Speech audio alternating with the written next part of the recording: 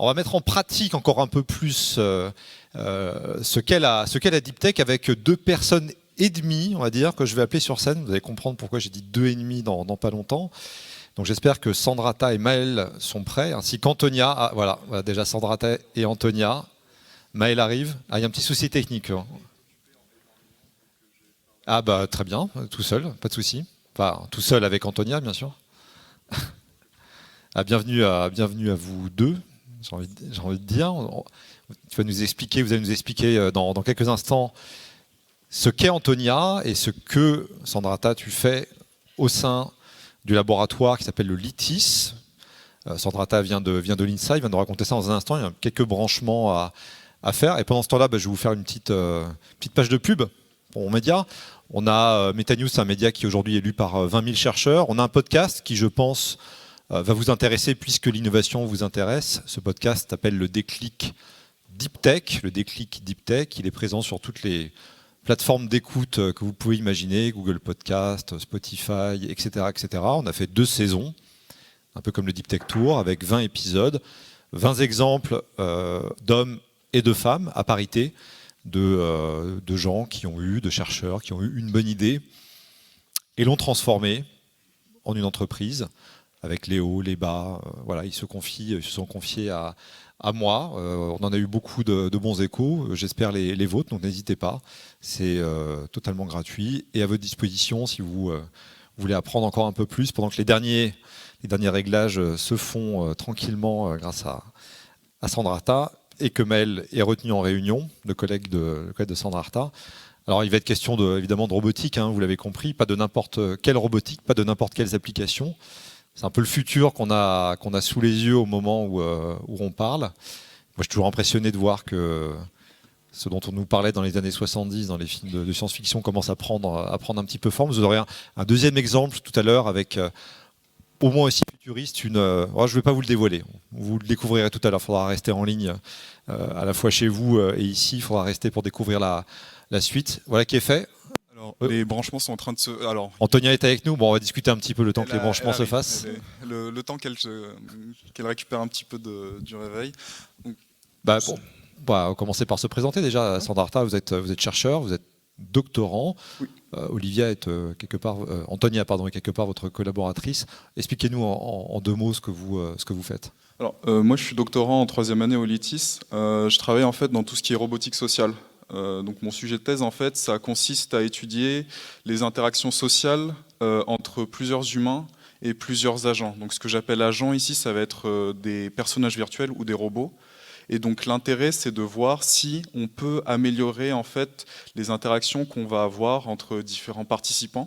Donc en termes, par exemple, d'engagement dans la conversation, est-ce que quand on rajoute en fait finalement des compagnons artificiels dans une conversation, est-ce qu'on est capable d'améliorer, est-ce qu'on peut réussir en quelque sorte à rajouter un lien social qui pourrait manquer chez les participants, des choses comme ça. Des exemples précis, par exemple, dans le cadre médical, par exemple. Dans le cadre médical, par exemple, si on a un médecin qui a plusieurs patients à voir en fait dans la semaine, donc par exemple, il a besoin d'avoir des informations assez périodiques, des informations qui seront peut-être assez répétitives.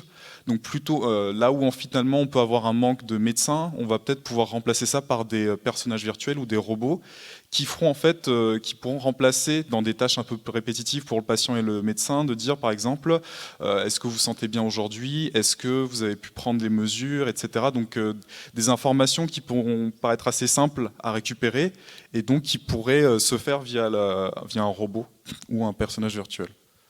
Très bien. Alors est-ce qu'Antonia est avec nous? Eh bien, c'est ce que je suis en train de tester en ce moment même. Eh ben, on va voir ça. Est-ce qu'elle va prendre vie? Vous le verrez bien de chez vous et vous le verrez bien ici. Alors, je vais juste tester le son pour voir si tout fonctionne bien. Allons-y, je me tais. Hop.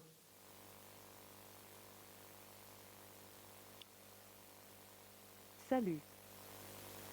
J'ai entendu. Alors, c'est un plaisir de te rencontrer. Vous l'entendez? Je suis Furat, un robot social. La prochaine révolution dans l'interaction homme-machine. Du moins, c'est ce que disent mes humains. Bon, je suis ravi de faire votre connaissance. Il y a quelqu'un? Te voilà. Désolé de vous avoir perdu pendant un moment. Laissez-moi me répéter. Je suis Furat, Un robot social. Probablement, le meilleur que vous rencontrerez aujourd'hui. Du moins, je le pense. Bon, je suis ravie de faire votre connaissance. Comment aller en ce magnifique mercredi? Bah, écoute, je vais très bien aujourd'hui. Alors j'espère que j'ai branché le micro aussi, parce que ça serait un petit peu embêtant. Elle nous parle, mais elle ne nous entend pas, en fait. C'est ça. Si ça vous intéresse, je peux me présenter elle en m'a 5 compris. minutes. Oui, écoute, tu peux te présenter, tu peux faire ta présentation. Super. Donc, mon but est de rendre la technologie plus humaine. En communiquant, de la manière dont les gens communiquent entre eux. Et vous, quel est votre but? J'en sais rien. J'en sais vraiment rien. Certains disent que le but de la vie est d'avoir un but dans la vie.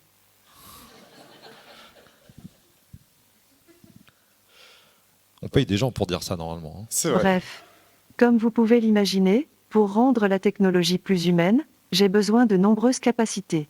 Je dois voir les gens, parler et comprendre la parole, et transmettre des émotions.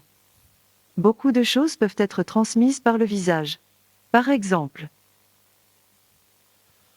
Donc elle se permet de me faire des grimaces. Ça fait aussi partie de ses Maintenant. compétences. pouvez-vous faire ça?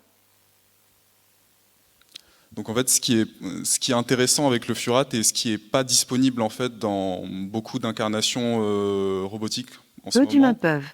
Et c'est ça justement ces expressions En faciales allant en encore fait. plus loin. Je peux changer mon visage à volonté.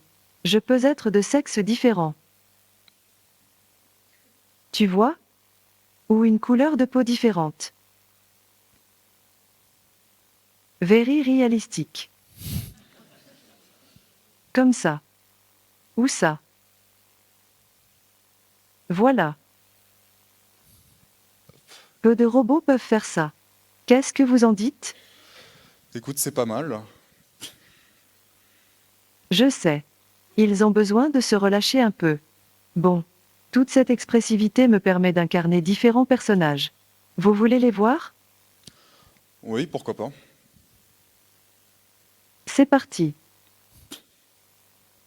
A robot may not injure a human being, or, through an action, allow a human being to come to harm. Hey, hey, hey, hey! This is Jimmy the Robot. Yeah, I'm a robot.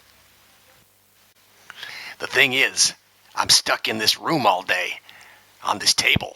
All I get to do is, well, this. Maintenant que je suis de retour à mon état normal. Je fais aussi une synchronisation automatique avec 200 voix différentes dans plus de 35 langues. Combien de langues parlez-vous? Moi, je parle 3 langues couramment. Waouh! 3, c'est énorme. Bravo! Même si j'ai toujours besoin d'aide pour comprendre tout ce que les gens disent, j'aime vraiment connaître beaucoup de langues. Charlemagne disait: avoir une autre langue, c'est posséder une deuxième âme. C'est une belle citation. Au fait, préférez-vous que je garde cette voix féminine? Oui, écoute, maintenant j'ai l'habitude. Pas de souci. Une autre alors. Non, c'est pas gentil. Mais I ask. Quel est votre robot préféré dans un film? Terminator. Moi, j'aime bien Terminator. J'aime aussi Terminator. Comment tu trouves Arnold Schwarzenegger en tant qu'acteur? On va dire qu'il est moyen. Terminator est une machine incroyable. Et je ne suis peut-être pas aussi avancé que les robots de fiction, mais je suis constitué d'un matériel et de logiciels incroyables. Ça me permet de gérer des interactions complexes, comme celles que nous avons en ce moment. Nous arrivons à la fin de cette petite présentation de moi-même et de mes semblables. Et il me semble que vous ne souriez pas en ce moment. Mais avez-vous apprécié cette démo dans son ensemble? Bah écoute, Petit on a répété souci ensemble, avec hein. Internet, désolé.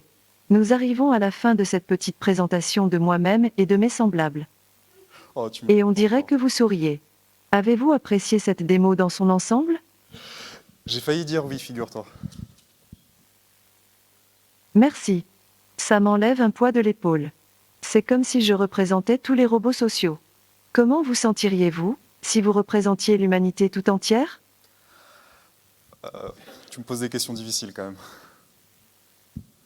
Eh bien, ça te rendrait probablement assez nerveux. Un jour, les robots sociaux feront des choses incroyables. Mais les gens attendent de moi que je fasse ces choses maintenant. Vous voyez ce que je veux dire? Voilà. Donc j'en ai terminé avec ma démo. Bah, merci beaucoup. Dans le futur, vous pourrez raconter à un ami comment vous avez... On a fini, mais elle n'a pas fini. Ah si, ah, c'est bon. Bon, vous avez compris qu'on va tous être au chômage dans 10 ans. À commencer par les philosophes de comptoir. Elle en a pas mal à disposition apparemment. Bah, merci à toi, Sandra Arta. Merci à Antonia. Et puis, bah, vous pouvez maintenant rejoindre le public pour entendre la suite des événements. La tête va suivre. Et la suite des événements, on espère que vous avez apprécié cette séquence très futuriste. En tout cas, je trouvais ça super.